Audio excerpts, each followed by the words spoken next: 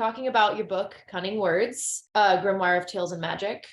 And I mean, I'm going to be asking you a lot of questions that I probably already know the answer to, being that I got the honor of watching this become the book that it is. So first off, I want to ask you, like, what was the first catalyst of writing this? Maybe it wasn't even the book, like, even if it was just the first poem or story, like, what do you remember what that first one was and like where that Yes, begin came? Okay. the initial catalyst, it's kind of funny. It actually started with the Three Wise Healers. Like that was something that was, I want to say, like the almost the muse to what it eventually became. I want to say it was back in the late summer of 2021. Into kind of like fall, I was really getting into narrative charms. I really like this idea of magic that tells a story and that story being the magic. Like I thought that was a really cool thing. And I really like listening to Aaron Oberon. I'm not sure if anyone's ever read their book Southern Cunning. It was actually really inspirational for me because they were the first person to ever say that they identify as a folkloric witch, so not necessarily traditional, which is kind of a branch off traditional, honestly, because I've always called myself a traditional witch. But I really, really lean into the folklore. And there was this, it's a very, very famous old spell that comes from over in Europe, I want to say probably UK.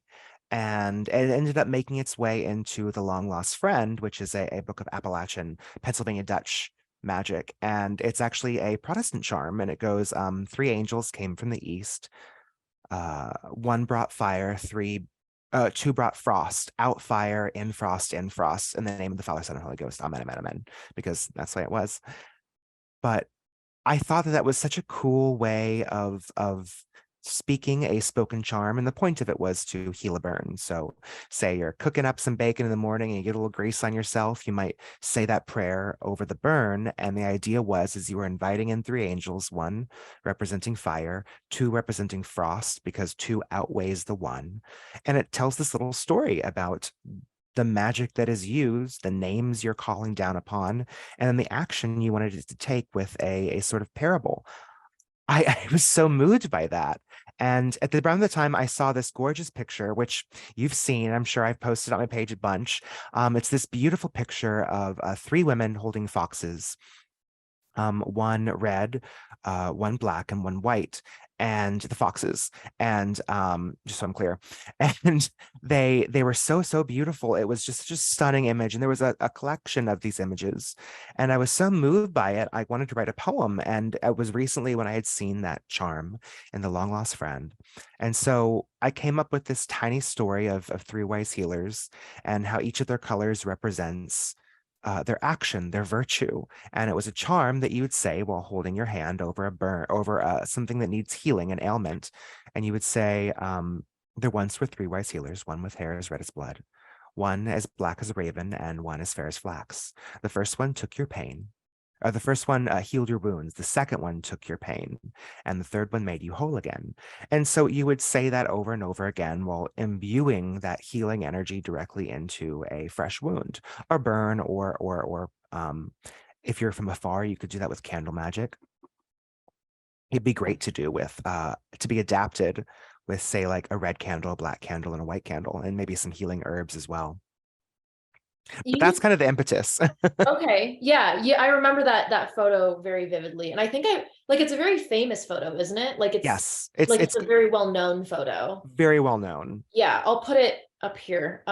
If anybody's curious, if you've never seen it, or if you've don't know, and hopefully you're probably like, oh yes, I've seen that. You used to write a lot when you were younger though, too, right? And then you like kind of took a break and you came back to it, or was that, am I remembering incorrectly? I was a big artist and poetry writer. I never wrote stories, but I wrote a lot of poetry. Um, my mom, oh my gosh, when my mom was cleaning out her house after the divorce, she found my old chicken soup for the teenage soul diary.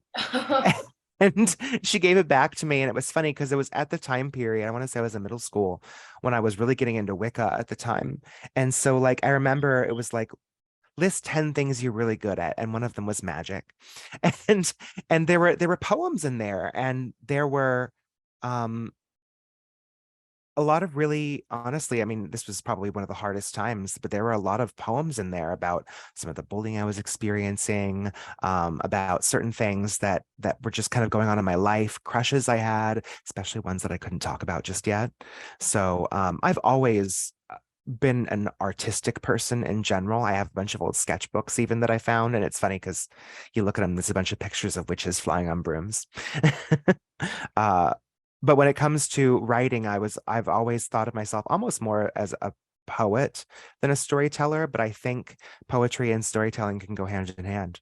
Definitely. I mean, the way you write your poetry is in the form of a story, right? Like it's Yes. not like the very abstract Mhm. form where you kind of have to like read it and then digest it and then read it and like have to like kind of pull it apart and diagnose what you're reading. I think what your writing style is very yeah, it's very like storytelling.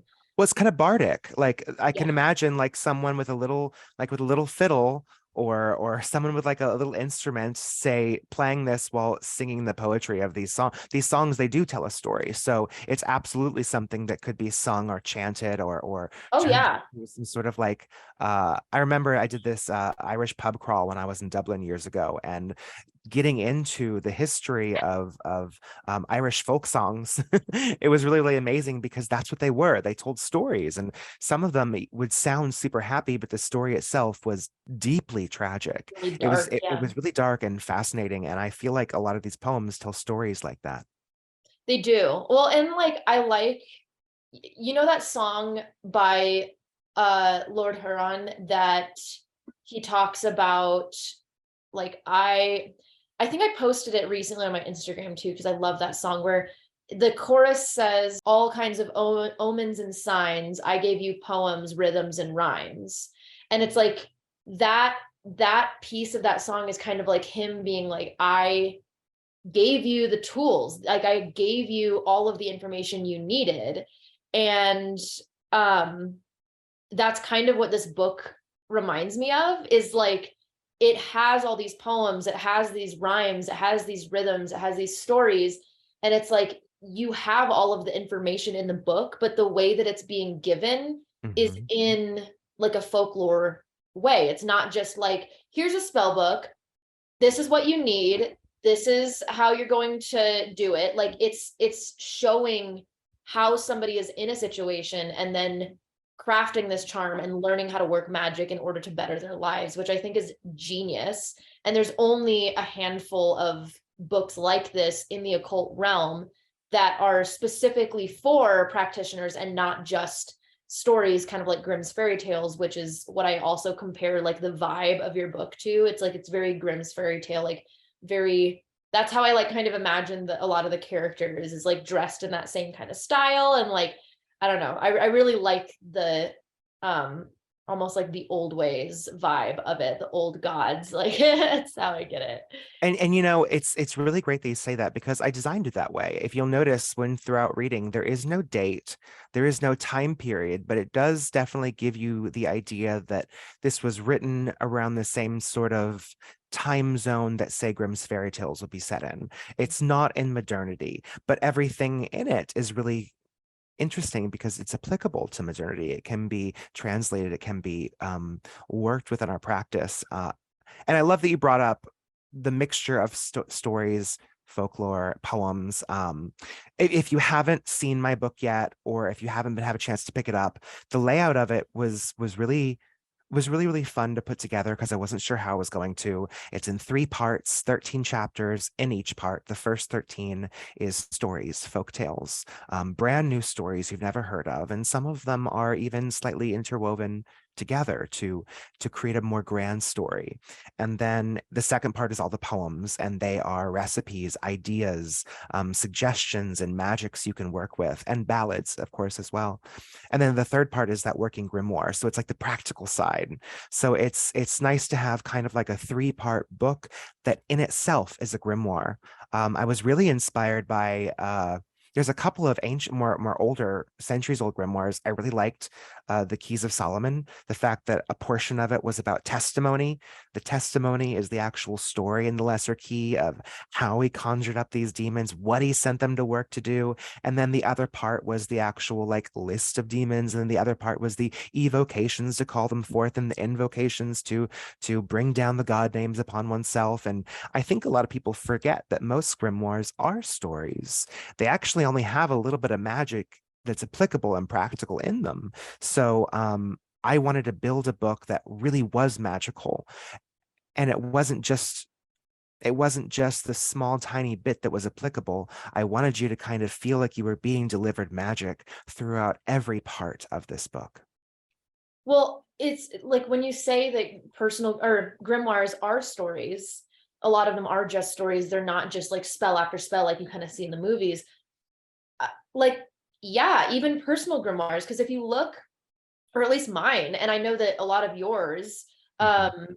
when you look at my personal grimoire, like it's all notes, it's all situations that I was in, and then how I used a spell or how I started experimenting with magic in order to better that situation, or like, maneuver through that situation the way that I wanted to. But it's telling a story. Like if you read my grimoires, like you would be reading about my life. It's not just like, here is a spell to gain a lover, here is a spell to get a job or glamour yourself. It's like you're reading these things, and it is just stories of like why I needed this spell, but you're like watching, you're basically reading a biography, but like a magical biography, which is kind of like what yours was, right? Like you do have um that in there, but also I didn't a lot of your spells and your rituals that you put into Cunning Words come straight from your personal grimoire as well?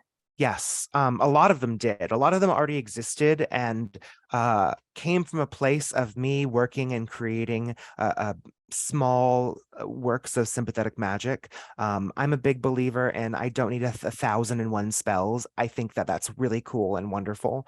But I usually have like a small group of general workings that can do a bunch of different things. So, I have something for prosperity, I have something for protection, I have something for actually I don't do a lot for love because I don't give two craps about that.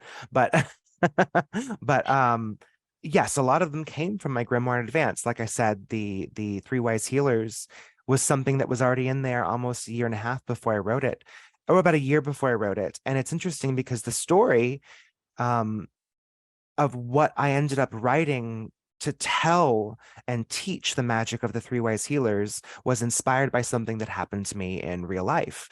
And I love that you mentioned a lot of this reads like bits of my life, because while the stories themselves um really tap into these spirits, these energies that are the characters within, the author's notes that follow most of these stories and poems, they share the inspiration behind it, the impetus that happened in my life that brought this forth. And so like when the Three Wise Healers, which we talked about already, um I want to say it was back in 2022 when monkeypox hit the city that I live in. It hit it really hard. And I live in the neighborhood. I live in a small multi-block radius that is just, the population is all queer. And this is where the queer bars are, the stores, the restaurants. So because monkeypox was more of an insulated community virus that was spreading amongst people who were around each other, touching each other. So one night out without you realizing it, and all of a sudden, everyone you dance next to might be culpable or might be catching it, and it spread like wildfire here. So I had a friend who was on day 10 of self-isolation. And if you've ever spoken to anyone with monkeypox, not only are they really painful on the actual site, but they're really painful throughout the body. Like you have the worst flu symptoms, body aches, headaches, absolutely drained with fatigue. And not only that, but now your face is covered possibly with scars, possibly for the rest of your life. It was scary. It was a scary time, and it didn't feel like anyone was doing anything. You only had access to the monkeypox vaccine after it was really running rampant. So I made a charm bag for my friend who was on day 10 of self-isolation. And I used the Three Wise Healers chant, and I braided it into this red thread necklace and attached it to a small charm bag that had some healing herbs in there. And I invoked these Three Wise Healers to heal the wearer of this. And I want to say I dropped it off. I told him to say the chant as he put it on. And within 2 days, his body ache started to dissipate and his fever broke. And I want to say within a week, all of the pox had turned into scabs and basically fallen off of his body. So for him, it was such a reprieve. It was such a relief. And I ended up writing a story that included a deadly pox that ended up attacking a king and queen and eventually killing the king and leaving the queen to meet what eventually becomes the spirits who become the Three Wise Healers. Your spells are very like folk, right? Like Yes. they're very, and I mean, we talk a lot both separately and also together on our own platforms, on your Mhm, podcast, like about how folk magic is magic of the people, mhm, whereas ceremonial is a little more like, I don't know, broader spectrum. I always have a hard time like explaining ceremonial, but like it's more privileged of a way to practice. And I say that with love because it's like you do have to be able to have the time to carve out, like, I'm working with this time and this hour and this day and whatever. And it's like a lot of people have to work or, you know, have other obligations or whatever. So your folk spells require minimal but like very versatile tools and ingredients. mhm, Um, and in my perspective, at least, a lot of your ingredients and tools are incredibly accessible, if not very easy to create myself. mhm, However, like I think, I don't think it's in your book, but the cicada mm, spell, mhm, or yeah, the cicada spell that you shared with me, that is like something that would be so easy for you to do, but not for me to do here in Colorado. And so, at least for your 2 cents, like how would you go about explaining to people like, okay, well, if there's this one thing mhm. that you can't get or you don't have access or you can't make, how would they go about finding another ingredient without just being like, what's another correspondence for X, Y, and Z, like on Google, like how, because there is a better way to do that, I think, of like, Mhm. you know, going out and finding an ingredient that really does want to work within this spell. What's your take on that?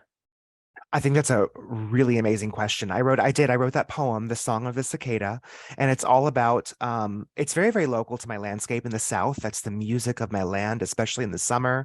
And so I wrote a spell that involved writing a reasonable desire on paper, wrapping it around a deceased cicada that has since passed, and then burying it at a tree that is singing with other cicadas with an offering of sap, which of course is its our molasses or syrup, which is of course is its natural food source. So these are all very sympathetic things. I'm connecting this music maker of my land. I'm offering it something that is its natural food source.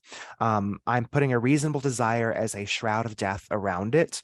And then I'm counting on this offering to this spirit that makes music of my land, to then have its brothers and sisters, the other cicadas that are around, pick up my desire and spread it with their music. So this is really cool because we actually are about to talk about this on the podcast when it comes to cicadas and the summer.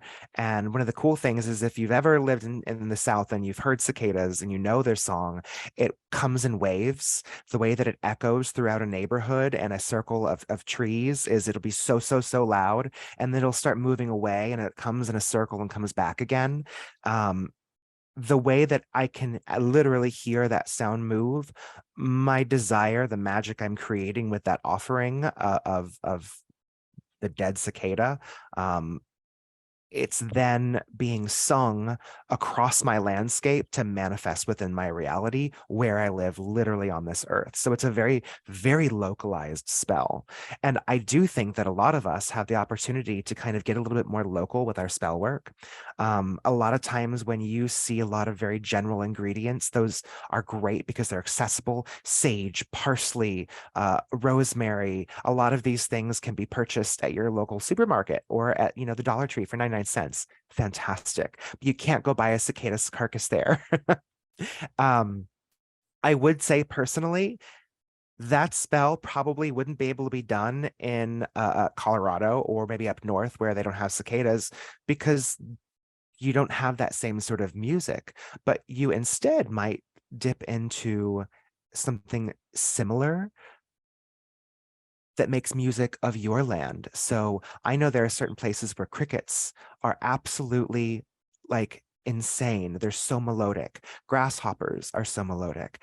Fireflies in certain areas are out at night. I know where I live in the city, there are I've never seen a firefly where I live, but I know there are other areas, small rural areas or areas that are away from the heat where fireflies are rampant. Can you imagine taking a deceased firefly and doing something similar, finding out what fireflies really like? Maybe that's nectar. Maybe you offer some honey. Maybe you put it outside in a field surrounded by flowers as an offering. And that night, when you look outside and you see the other fireflies lighting up around it, it is taking that message and passing it from firefly to firefly to firefly out into the night sky. I love that idea of using, I mean, I don't have fireflies here, but like the Right. idea of that, it's like instead of using the song of the cicada, right, to like almost spread the song, I feel like a firefly would be such a good ally to ask for like illumination or clarification on like a Mhm. very deep subject or like deep situation of like I have no idea what to do right now, and like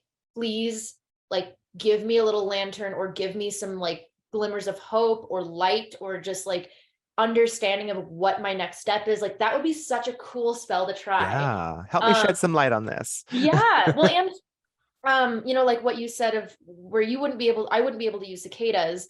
I have a personal spell that I like to use that it's an invasive weed here, and I'm sure like plenty of it's so invasive here in the US. But it's called bindweed, and Oh it's yeah. everywhere. But I Hmm. mean, I know that there's some places that you probably don't have bindweed. However, I love bindweed for so many things like conquering or domination or binding, obviously, and it works so quickly, and it also just like it just takes over, and that's something that I personally would use for any situations like that. But if somebody else, I'm sure there's like climbing plants of some sort in your area that you can basically use for the same thing, that just is a very aggressive vining plant.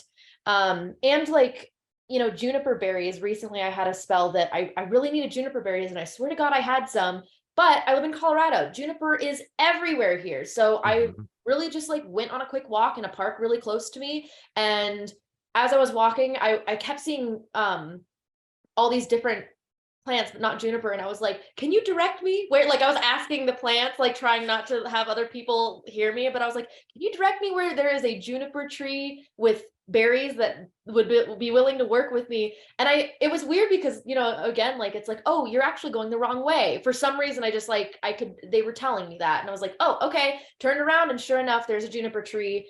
And she was like, please take my berries, go ahead, like, please use this, I'll be happy to help. And it was wonderful. But like it's that folk practice of like actually going out and using what you have access, asking the spirits around you directly of like, can you help me? And knowing who you have around you too, like knowing that juniper is rampant here, whereas somebody who just moved here, maybe they don't know that you could just go to a park and probably find that. Hmm. But super Absolutely. cool. Going back to the book piece, did you ever see yourself writing a book, or was this like a new thing that happened like right before you started being like, wait a minute, I think I might put these together and create something? You know, I honestly didn't think I would be good enough. I would have what it takes to put together a book, whether that be the self-discipline or honestly just the chops to write. I felt like that was something that I was so excited about. And I guarantee you the difference between, say, like my first story and my last story is significant. And in fact, I went so far back as to rewrite and remove and edit portions of some of my earlier stories, which I think is helpful. And to be perfectly honest, I think it was sending them these stories to say like you and Austin, my podcast co-host, getting some feedback was really helpful in making me realize that, you know what, I'm not bad at this. Like this is something that I think hasn't exactly been done before. It probably has to a degree if you want to look at different historical fairy tales, mythologies. I mean, let's be honest here, every dogma, every spirituality, almost every religion comes from a set of mythologies. It comes from a book of stories, or it comes from an oral tradition of telling stories. I don't think what I was writing was any different. And I think because I wasn't seeing it like that, I was seeing it as I didn't see the bigger picture just yet. I was just writing individual things. And as I kept writing, I was like, I think this is something more. And as I was writing and putting them together, I think I want to say in early 2022, I was just like, I think I could be writing something much bigger than just a collection of poems and stories. And as I kind of let that continue, I got more and more bold with what I was writing. I even sent you a couple that I was like, I think this is a little too bold. Yeah, no, actually, I wanted to bring that up. I mean, you wrote a lot in the last, like from your very first poem that you sent me about the three wise healers. From there, it was straight up just like a catalyst. Like you just took Yes. off and you wrote a ton. And I'm sure you saw so much improvement from that time to, publishing your book. But yeah, I remember I actually talk about this in my book review that I made of your book, where I say that you sent me, like, most of the time you would send me poems and stories and just be like, oh, this is what it's about, or like this is what it's based off of, whatever. And there's one particular story that I remember even like where I was and like Hmm. um and you sent it to me, no context at all. Like you didn't send me anything like what it was about or like what it was based off of. You just sent me no context. And as I was reading it, which I kind of loved because like you didn't prepare me for anything, which like is exactly how I think people should read this story. So I'm not going to say what story it is. I want people to just read it and experience it, but it was just like from 1 to 100 like I didn't like realize what was happening until I was like already balls deep in it. Like which you read it, there's the pun, but like Hmm. um and it ended up being, I think, like one of my favorite stories just because of like how like I don't want to use the word liminal, but like it was just like there's nothing like to grab onto. Like you are kind of just thrown into it and like there's nothing to like hold on to. Like you're just on it for the ride and like whatever happens and it just happens and you're like, whoa, that's, oh my God, okay, now I understand what's happening. And yeah, I don't know, like it was just like such a wild ride and such a short story that and I remember immediately being like, can I share this with a friend really quick because I need to see her reaction. And she was like it was like one of those things that you kind of have to sit and ponder and be like, okay, that just happened, that was crazy. I think that was one of my favorite stories, which I don't think I would have saw coming if you would have told me what it was about first. Hmm. And also like a lot of your stories, they are very, they're what's the word I'm looking for? They have a lot of different flavors of people and characters and situations, which I really appreciate because I think a lot of the time in books similar to this, Hmm. it almost feels like the same thing over and over, which isn't a terrible thing, but like this one, you get people of all different um, classes, of all different backgrounds. I mean, it's also a very queer based book, which is again very refreshing. That's not like it's in your face, but it's not, right? Like it's in your face because this is just how the characters are, but it's not in your face like you're trying to prove how queer this book is, Hmm. which is a very fine line to walk. I think a lot of the time it's hard to like be in the middle there. But did you have any people? Well, I know one person, but did you have any other people that you based any of your characters off of? Other than yours truly? Yes. um there were actually several things in my book that I kind of based characters off of that really, really stood out to me. Um,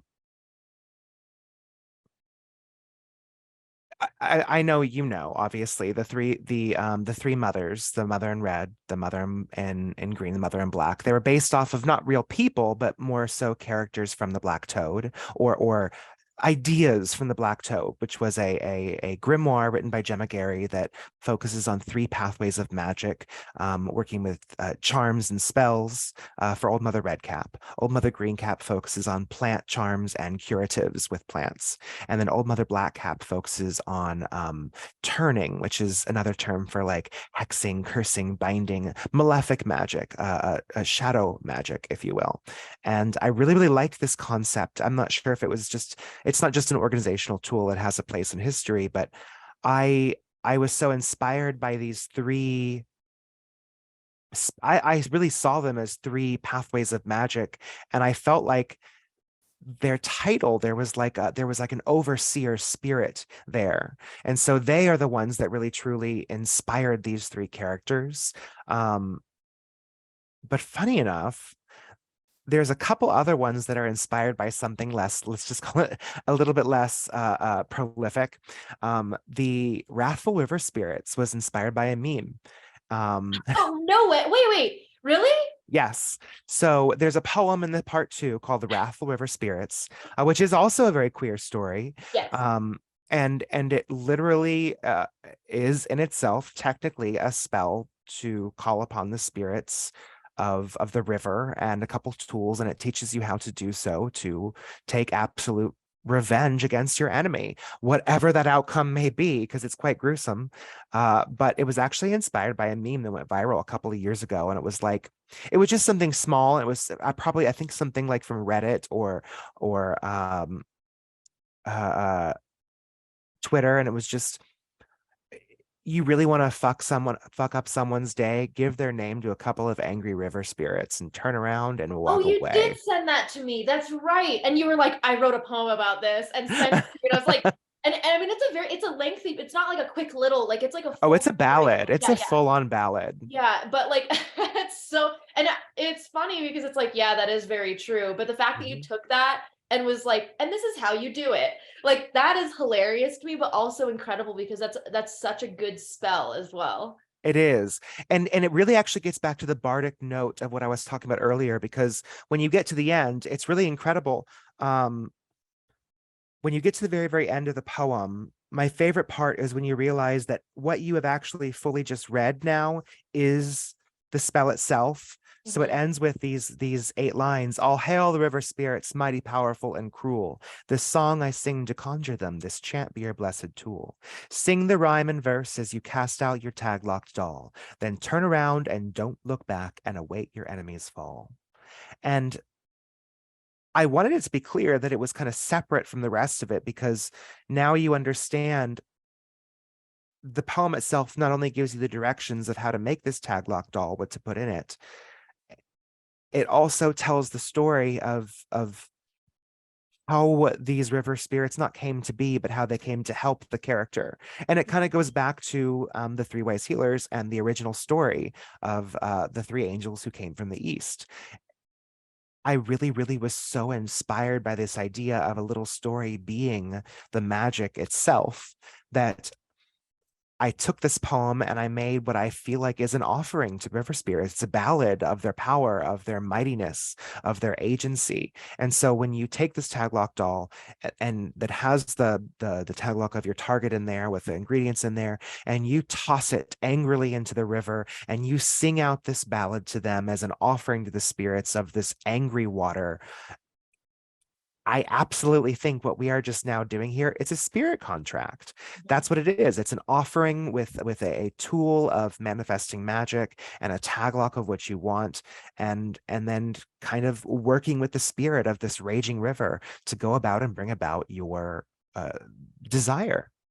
And that's why it's so important that you even put it in the very beginning of the book of why it's so important to read it from cover to cover instead Yes. of hopping around and being like, oh, where's a hex, or oh, where's a healing spell, because it's like you do have to understand the spirits that you are working with, the spirits that you Mhm. are contracting with, and how understanding that there is a contract and what that means.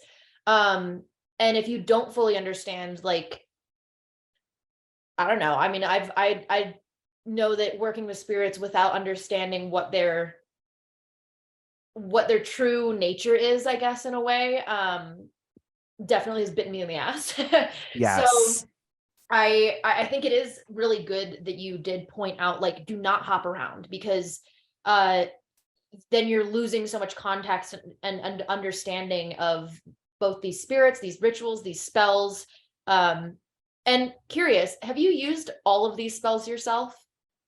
Not yet. Most of them, yes. Some of them were created based off of the information I feel like I was getting while writing these stories and what I felt like connected back to these spirits and called upon their nature. It's really cool actually, because there is one um, that I have done and planning on doing again. And I love that you just brought up the importance of reading it from cover to cover, because the reason, say, like you look at Keys of Solomon and you are working with, say, one of these, I don't know, 72 demons from the Lesser Key, right?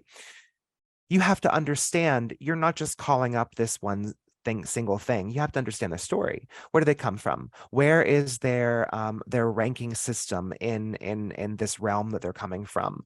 What names do I need to call beforehand to be the right sort of tool of power to call forth and command this spirit? Yeah. So in the back, under, say, like the practical side, and there's a chapter called the Black Book, and one of the spells under there is a call for our mother in black. If you were to just flip into the back of this part of the book and be like, okay, I need a hex for someone. And this one reads, it's actually quite simple. It says, for a punishment that fits the crime, carve the name and birth date of your transgressor into a black candle, and or set it a black candle atop a picture of them, set it in your window to be seen by the shadows of the night, and light it, then chant the evocation below 13 times. And it's a call to the mother in black. The thing is if you've never read the story of the mother in black, if you don't know what that spirit went through to become the spirit that can help you, who do you think you're calling? Like, you have no connection to this being. You have no reason to call. They don't know you because you haven't read their story. It takes understanding what this energy has gone through to evolve into a being that you can call forth and conjure with this candle spell. If you never read the story, she's not going to listen to you. Yeah. And so some of these spells I feel like are creation, they're magic just from the creation of me writing the story and giving agency for this spell to spring from something. And most of them actually all spring from something that existed somewhat before in the first place. If you look in the back, it's kind of really cool. You'll notice some of these spells will have numbers next to them. So like the self-confidence charm has a 1 next to it. And if you look back by the bibliography, you'll see that 1 connects to one of the books, Wort Cunning by Nigel G. Pearson, which comes from Troy Books. And that goes into the history of using specific uh, herbs in medicine or herbs in magic. So, none of this was just pulled out of my ass. Yeah, yeah. Well, also, like, I do also like the fact, the way that you wrote it and the way that you set it up, like everything about it is so intentional, Mhm. and like so intentional to the point where one of my favorite things about your book is there's like Easter eggs throughout the whole thing. Oh, yeah. Whether that is because, again, like, you would also do the same thing where you would like send me a poem or a story and just be like, oh, it's about this. And then like I'd read it and be like, isn't this is this like almost like lore, like history of this other character that you already wrote about? And you'd be like, yes, like, if you're really paying attention, which Cunning Words, being cunning about it, if you're really paying attention, you can see all these little strands and like links to all of the other stories and the characters, and like how you said, you have like the numbers through it, so you aren't just pulling it straight out of your ass, but you can also go more in depth into like, oh, this spell, this ritual really intrigues me. There is probably, like a link to some other source that's not just this book, that you can dive a little deeper in and understand where you got the inspiration, or where you got that correspondence or use for a tool or an ingredient. Absolutely. It's funny, there in the Three Wise Healers, there's this one character who makes a gracious sacrifice, pretending to be someone else. And it has a very, very small, tiny line, and some people actually missed it, where it said, if it weren't for the woman, the weaver she once met years ago, who taught her a bit of transformation magic, she wouldn't have been able to do this, right? So it's almost like I said, it's a tiny Easter egg. And some people kind of just skipped right over it and missed that part, or Yeah. misinterpreted it. And what's really great is I want it to be clear, by the time that I am done with whatever my writing may be as an extent, I want it to look like a detective's murder wall with like Yes, strings just it's already happening. Like, it's what's that yes. one meme from like Sunny in Philadelphia where he's like this, and there's like all these Yes. red lines, and you're like, ah, I figured it out. Yeah, like I think that you're well on your way to doing that. Super, and even your art, like even your art has Easter eggs through it, whether that be I mean, previous art that you've made that I know that you've pointed out to me, and then also like it's based on like other sources. I think you have some really good um pieces that are inspired directly from like traditional woodcuts, and if you know Oh, those woodcuts and you put them side to side, like it's really cool to see that they're like the same but completely different, right? Like it's like it is this different interpretation, but like the posing and oh my god, it's not comprehension. composition. Composition, I yes, got thank it. you. Thank you. The composition of both of them are the same, but the meaning behind them, the characters, what's happening in them might be completely Mhm. different, which I thought was also really cool. And I love that you mentioned that, because, like I said, not always, I've over the last few years identified as a traditional witch, and a huge portion of traditional witchcraft stems from historical folklore, stems from trial records, stems from ideas surrounding the sabbatic witch from centuries ago, as documented in certain bits of confession or folklore. And so what's really fascinating is you have these ancient woodcuts. The thing is, though, those woodcuts they were never created by witches. They were created by people depicting what the evil they believed witches were doing. So I was really inspired by recently getting into these woodcuts and recreating some of these medieval prints and kind of redesigning them from a witch's perspective. So you may see them doing almost exactly the same thing as presented from the people who are the more of the accusers, but now you're seeing it from the perspective of the ones embracing those actions and doing them in a way that is from our viewpoint instead. Oh, that's so cool. I didn't actually know that piece of just kind of like the perspective shift. It does. It does. And it's funny because, to be truly honest, a lot of historical folk magic that we now use in modern witchcraft never would have been called witchcraft back in the day. It would have been called folk magic, or there's lots of different, or honestly just praying. Like a lot Yeah. of yeah, a lot of these things, like witch bottles themselves back in the day were anti-witching devices. They would keep witches from having the ability to put malefic work on you. And now the majority of people who make witch bottles are witches because they don't want other witches hexing them. Yeah, which I think is also something important to kind of note of like not everything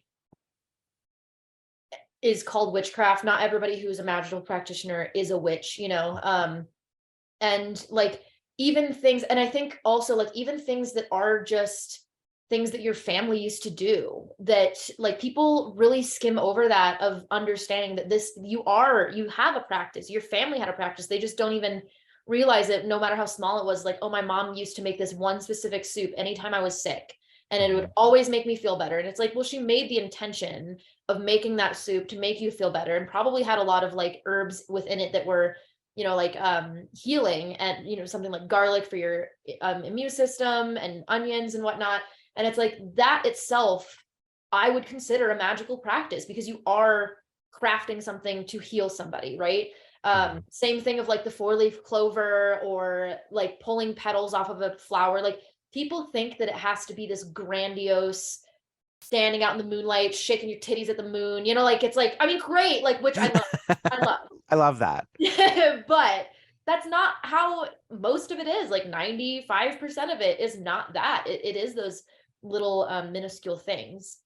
Yeah. But It's as simple as on Halloween, a fun parlor game of peeling an apple. When you throw the peel into the water, whatever shape the apple peel makes, that's the name of the man you'll marry. exactly. And it's like, we look at older texts or older traditions of like the maypole, or, just things of that sort, of kind of like, oh, well, we have to do these traditions. And it's like, but you already have these traditions, like Yeah. they don't look the same, maybe. And if you want to bring them back, fine. But you already have those traditions that we're already doing. Like trick or treating Hmm. is a yearly ritual that all of us, almost all of us, do. And it's like, that is, that's something that the whole community basically does, and they don't even realize that it is a practice. Like, or even dressing up, like Hmm. to spook away all the evil spirits, or to blend in. Like, that's part of a practice, and Yeah. you're thinking you're already doing it. Groundhog Day. Groundhog Day. Yeah. It's Like, literally the most pagan, it's nationally so celebrated day funny. In America. It's literally a day that we are using an animal for divination for the changing of the seasons. It's it's so fucking folk magic, and we Yes. have made it a national holiday. Yeah. And then, like, I don't know. I just think that it's so funny, because we fail to realize how magic is so already ingrained into our lives every single Hmm. day. Just because it's not the aesthetic of witchcraft or the Hmm. aesthetic of the occult, we write it off, and it's frustrating. But I do think that a big piece of your book is kind of to show that, of like, it's these little things. Hmm. uh Further, I am really excited just because of the way it's written. I do want to end up reading these to my niece and nephews, not all of them, because not all of them are all Of of them are course. kid friendly. But Of course. I would love to like have that kind of ingrained into their childhood, and like, oh, my aunt used to read these stories to me, and maybe when they grow up, or even when they're in their preteens or teens, they'll be like, there was this one story that this one person like wanted them to stop. I don't know, like, just like, you'll have those remembering things in your head of like, she used X, Y, and Z, and I'm going to put those into practice, and actually apply those to my life. Because I think all of us did as a kid, of like, Hmm. oh, I watched this movie, and now you're trying to do it, right? Like, Yes. I let's mean, we've all done the I bind you, Nancy, from doing harm, harm yes, against other people and harm against yourself.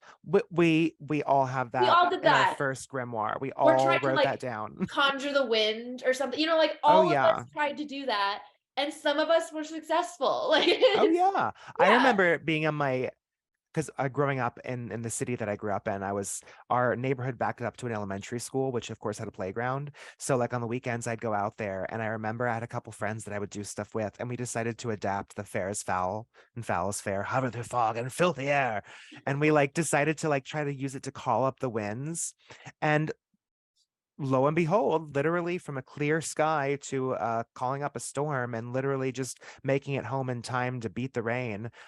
It was just one of those moments, and I was just like, Did we do that? did we do that? And Yeah. regardless of whether or not we did, it was the first time that I felt like I understood that I can adapt these things that have existed for years, that carry with them the weight of the attributions they have been attributed, if that makes sense. So like one of the stories that I really love is the Seven Holy Siblings. And this is one of those that absolutely would be really cool to say, like, teach a child and a growing pagan family, or a practitioner family, if you will, because the whole point of it is it creates a parable of taking the days of the week, the specific virtues that are given to them, and the planet that they correspond with. So it opens with, say, like, there once were 7 holy siblings, and the first was called Sunday. He was devoted to the sun and worshipped at the solar temple. He was a strong and powerful protector and had the gift of healing illnesses of the body. He was always smiling and bringing happiness to those who sought him. His dwelling was covered in sunflowers, marigolds, and dandelions. And that's it. That's everything that you see for the sibling Sunday. And so what's really cool is now you understand, okay, so Sunday is associated with the sun, associated with protection, associated with bodily healing. And if I wanted to make offerings or do spell work with them, I might use something like sunflowers, marigolds, or dandelions. And it's a simple story that you could literally tell to a child. And of course, it goes on to Monday for the moon, Tuesday for Mars, Wednesday for Mercury, and so on and so on. And that's just literally a story that can teach anyone at any age how to kind of put together connections so you can understand how to work with the days of the week and their planetary correspondences. Yeah. I think it's cool because you can kind of like take this book and grow up with it in a way. Yes, Which I think is absolutely. just like the coolest thing. That's why I kept saying, when you kept sending, when you said that, oh, I'm going to turn this into a book, I kept saying, like, this is going to be a staple in so many practitioners' homes. And like, this is just going to be a staple because the way it's written and how you can use it, like, if people understand like the true like versatility of this book, you can use it in so many different ways and implement it in so many different ways of your life and other people's lives if they are so willing. Um, we are coming up on time, so I'm going to pull you over to Patreon. I have a couple of Okay. questions over there, but thanks so much for coming on my channel and talking about your book. I'm really excited. Where can everybody find you? I'll have everything linked, but just so that you can plug. Sure. You can find me on Instagram and TikTok at Witch of Southern Light. You can find me on Twitter at Marshall WSL. You can find my book on Amazon, Cunning Words, a grimoire of tales and magic. You can find the black and white version on barnesandnoble.com. If you are a retail store, a cult shop, metaphysical shop, and you want to carry my book, the black and white version is available on Ingram Spark catalog. If you would like to check out my blog on Patheos Pagan, if you would like to check out my PDF printable grimoire pages on Etsy or all of my artwork on merchandise, please check out the link tree in all of my bios. It'll have all of those links on there that you can get, as well as free resources for days of the week, correspondences of crystals, herbs, ways in which you could use sigils, how to make moon water, all of the great free resources that any witch could want or need. Perfect. Thanks. All right. Well, let's go over to Patreon, but otherwise, goodbye, YouTube.